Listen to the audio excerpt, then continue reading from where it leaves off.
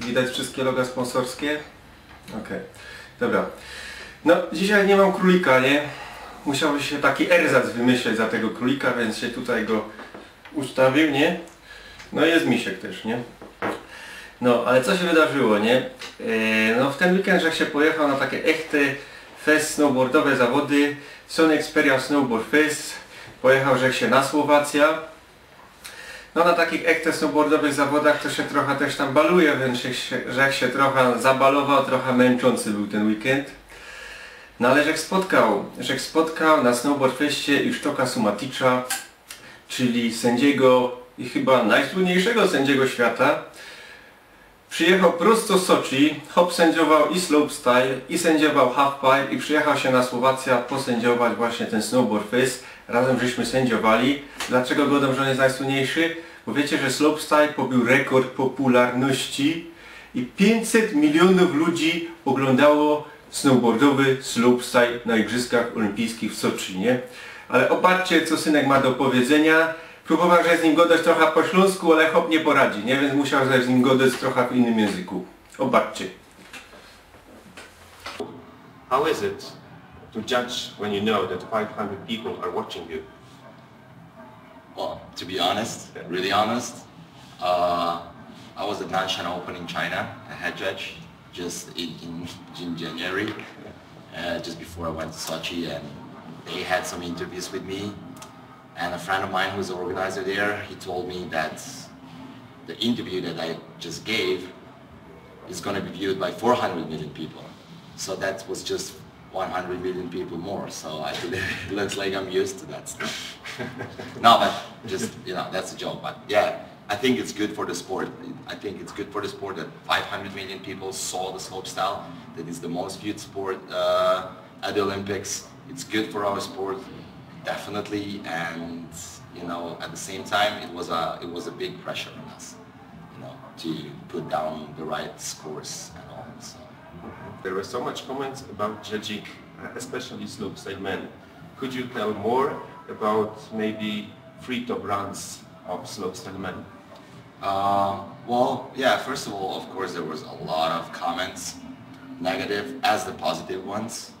So people saw it differently. It's a judge sport and everybody can have his or her own opinion on the judging, of course. But at the end of the day is that you said, if I can describe top 3 runs, well, like there was top 5, actually top 6 runs who could easily hit the podium. Everybody stepped up the game in the finals. Level of riding was hilarious. I never saw that. I never seen such a sick level of riding before. You know, and everybody was pretty much clean on all of their runs, at least these top 6 guys I mentioned. So it was a really tough decision what to do, who to put first. If I talk about the top 3 runs, well, just from my perspective as a scoring judge, because the others saw it differently, you know, but my perspective would be that why Sage won. There was a lot of progression, risk, and variety involved in his tricks, especially on the kickers. So he did. So if you describe the kickers, he did cap double cork 12, holy grail grab, frontside 10 off toes, rocketeer, that's double nose grab, and at the end he did the backside 16 fanny Japan. And he stuck it. There was a slight hand touch, but in judges' rules is that you can deduct from 1 to 5 points. You know, and for such a sick run, I just deducted 1 point because he didn't drop it heavily on snow. You know what I mean? Like he was not like catching you, judge. You know what I mean? He wasn't catching the balance, and that's why I just deducted 1 point. I would have had him in 94 instead.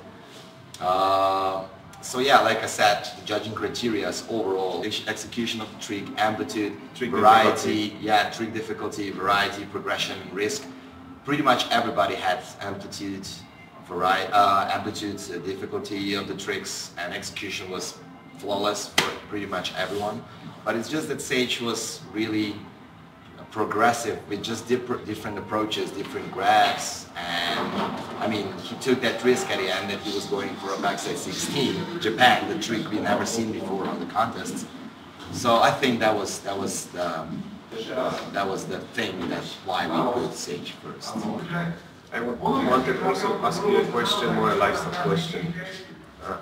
Is judging a full-time job for you, or what you are doing the whole winter, for example?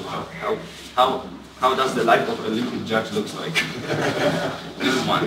Well, like my life would be, I mean, I'm a freelancer, I'm a snowboard coach. This is what I do. I coach, for the past 4 years, I coach South African snowboard team, slopestyle team. For the past 4 years, I was coach of Slovenian slopestyle team. But now I quit working for association, so I do a little bit of private lessons and stuff. During the summertime, well, you know, like, I did pretty much do everything, you know, whenever they hire me for. Well, I don't know, I rap and I get money for that. How cool is that, right? Okay. I just MC the event. It was like skateboarding contests, snowboarding contests, mountain bike contests, a little bit of this, a little bit of that. You know, freestyle living, easy living, cool living.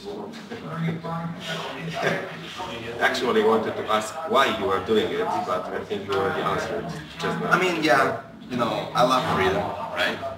And as long as I can do whatever my passion is and to be involved in snowboarding and skateboarding, which is my passion and a like way of life, you know, I'm going to be thankful for it.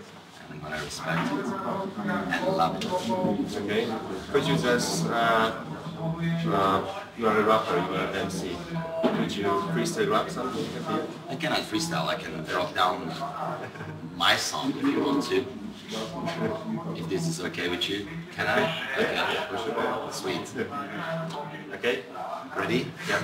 Mic check, ena dva, situacija sljedeća. Ma daj mi neki bezmen da raja ne bo speča, ma še sreća da mi šuljo dela grobi funky bite, se drugače bi še samo snemo 3 minute skite, takva na podlage sliku bite, basi snere kike, ne bi špike, tako jo snowboard trike let me kick. Cheers, Poland. Okay, thanks. Thank you, Jacek. Guys,